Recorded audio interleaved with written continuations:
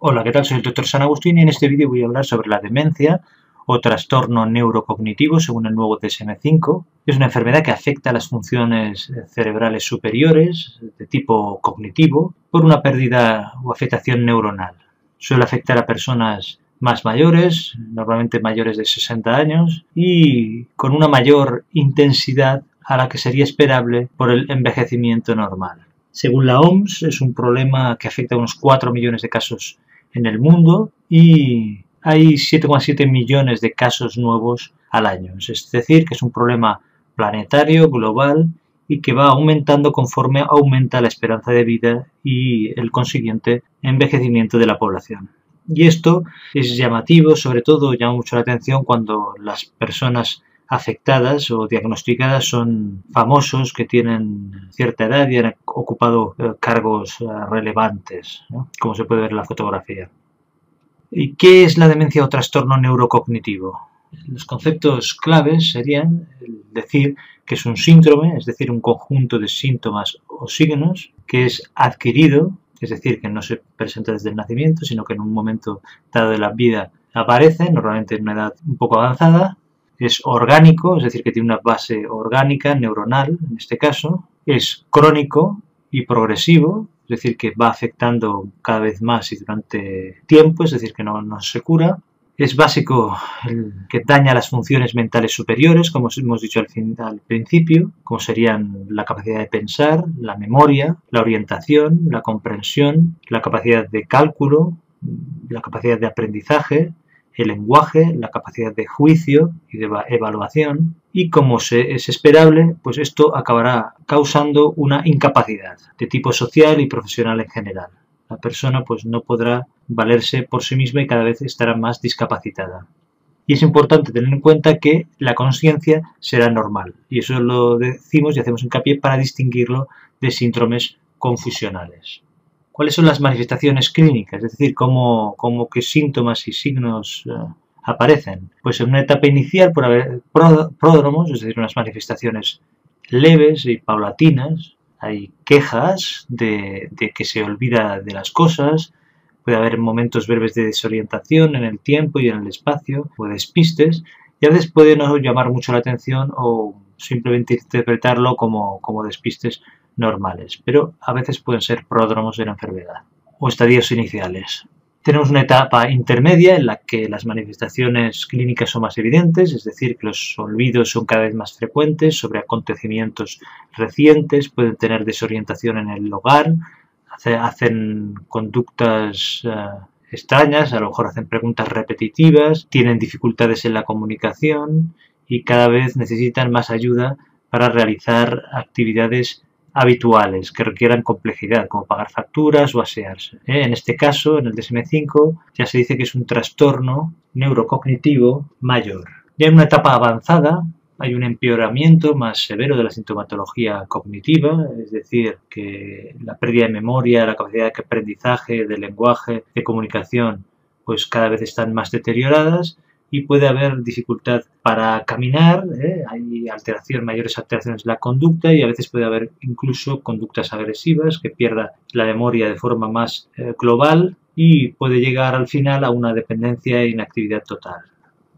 En estas fases finales, como hay una inmovilización, es importante valorar la formación de úlceras y es muy importante el que haya un cuidador principal.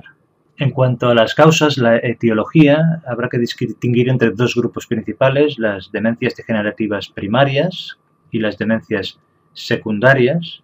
Las demencias degenerativas primarias hay que decir que son más del 90%. La enfermedad de Alzheimer sería el 70% del total, entre el 60 y 70% sería la más característica, la más importante.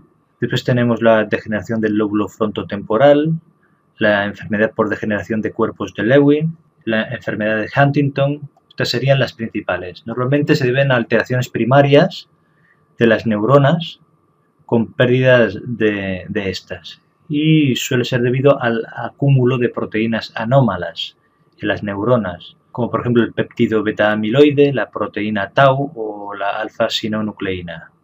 Conforme va avanzando el tiempo se va descubriendo cosas nuevas. Después tenemos las demencias secundarias, que esta es la causa de la afectación neuronal, es secundaria a causas externas al metabolismo de las neuronas. O sea, la causa primaria no está dentro de la neurona. Y es importante tenerlo en cuenta porque algunas de estas causas pueden ser potencialmente reversibles, aunque sean solo un 10% de las causas de demencia. Entonces, la más frecuente es la demencia vascular, que hay de diferentes tipos, las que son isquémicas, por ejemplo, la demencia, la multiinfarto, enfermedad de pequeños vasos, la multiinfarto se llama demencia Binswanger, tenemos las isquémico-hipóxicas y también las hemorrágicas, en general la hemorragia subarachnoidea, el subdural crónico, etc. Los problemas endocrino-metabólicos, tiroides, paratiroides, suprarrenales, encefalopatías diversas, urémicas, hepáticas, etcétera, pues pueden afectar y dar trastornos neurocognitivos. Tenemos las enfermedades desmielinizantes, como la esclerosis múltiple, leucodistrofias. También están los procesos expansivos cerebrales, pueden ser por tumores o metástasis cerebrales, pero también por alteraciones del líquido cefalorraquídeo, como por ejemplo la hidrocefalia normotensiva. Están las enfermedades infecciosas como SIDA, las diversas meningitis y encefalitis, tenemos la LUES, la neurolues concretamente, accesos cerebrales y también trastornos neurocognitivos por priones, el Creutzfeldt-Jakob. Hay también causas carenciales de vitamina B12, ácido fólico, causas autoinmunes, enfermedades autoinmunes, tenemos causas tóxicas, normalmente es la alcohólica, pero también pueden ser secundaria intoxicación por metales pesados y algunos tipos de fármacos también podrían llegar a dar. Luego, traumatismos. Los traumatismos pueden dar lugar a demencias por algún tipo de hematoma. Sería en este caso, también se puede asociar un proceso expansivo o también, por ejemplo, los traumatismos repetidos como los boxeadores, ¿no? La demencia o el trastorno neurocognitivo pugilístico. También la radioterapia, post-radioterapia podrían darse alteraciones neurocognitivas. Y por último tenemos un tercer grupo que serían las demencias mixtas, que en realidad lo que se ocurre es que se mezclan varias causas. Lo más frecuente son mezclas de la enfermedad de Alzheimer con causas vasculares, pero bueno, pueden haber otras combinaciones.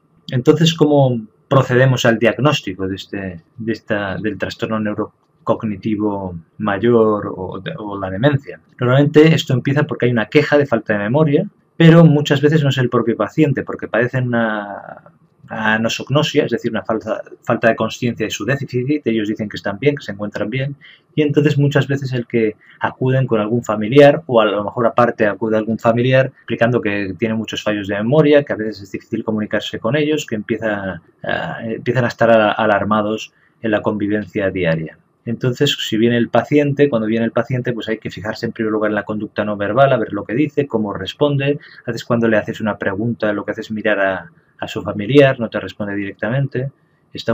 Notas que está como desorientado, tiene dificultades. A veces se descubre esto de forma casual, cuando un paciente de cierta edad empieza a venir, lleva años viniendo a la consulta, que de repente detectas que la cosa no va bien, ¿no? Que está cada vez más despistado, que no viene a las citas el día que le toca y le cuesta responder a preguntas sencillas, y es el mismo médico o la enfermera quien detecta el problema. Entonces, ¿qué hay que hacer? Pues normalmente a partir de este momento lo que haremos será, como siempre, una historia clínica con anamnesis y exploración física que nos orientará al diagnóstico o a las posibles causas secundarias del trastorno neurocognitivo, y aplicaremos test cognitivos breves, que hay de diferentes tipos. El que más se suele utilizar es el Mini Mental State Examination de Folstein, el MMSE. A veces se hacen diferentes tipos de preguntas, que son preguntas básicas, algunas preguntas de cálculo, algunas preguntas que implican que la persona reconozca objetos o que reproduzca algún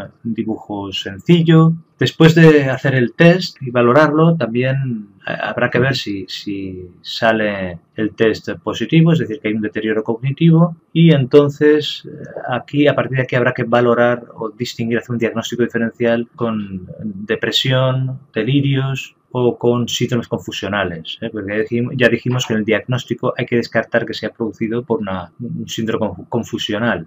Hay que valorar pruebas complementarias para descartar también, para ver el estado general del paciente y descartar causas secundarias, una analítica general con hemograma, iones, pruebas renales, hepáticas, hormonas, vitamina B12, folato, las pruebas generales que se piden en este caso, y según los antecedentes pues ya valorarás si hay que pedir serología, el LUES, HIV. Puedes valorar también el pedir un electrocardiograma y una radiografía de tórax, y en el caso de que hayas detectado el deterioro cognitivo y que sea algo claro, pues has de valorar pruebas complementarias por parte de neurología o tipo, ya se valorarán pruebas de tipo resonancia magnética o TAC cerebral en el caso de que se puedan sospechar causas secundarias de demencia, aunque hay casos en los que tampoco estaría indicado ni aporta mucha información.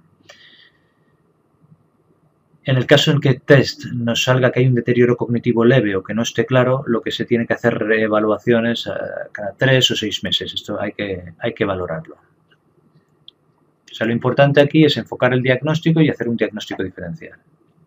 En cuanto al tratamiento de estos trastornos neurocognitivos de la demencia, es muy importante el trabajo en equipo, de enfermería, médico de familia, trabajadores sociales, porque hay que tener en cuenta que es un problema multifactorial y multidimensional. Es importante también y es básico el papel del cuidador, porque es el que detectará si hay empeoramientos, si hay complicaciones conductuales o alteraciones secundarias al tratamiento, si hay adherencia o no al tratamiento y problemas que puedan haber, que siempre pueden ser de tipo social, pero también pueden ser de tipo médico o de enfermería. Entonces es muy importante el apoyo al cuidador, su formación, el cuidado al cuidador y el estar en permanente contacto con bueno, y con la familia, por supuesto. Es interesante también, desde un punto de vista más global, la prevención en algunos factores de riesgo globales. Esta prevención pues es tratando la hipertensión, el tabaquismo, el colesterol, obesidad, sedentarismo, pero bueno, serían factores de riesgo globales que también pueden influir en algún tipo de demencia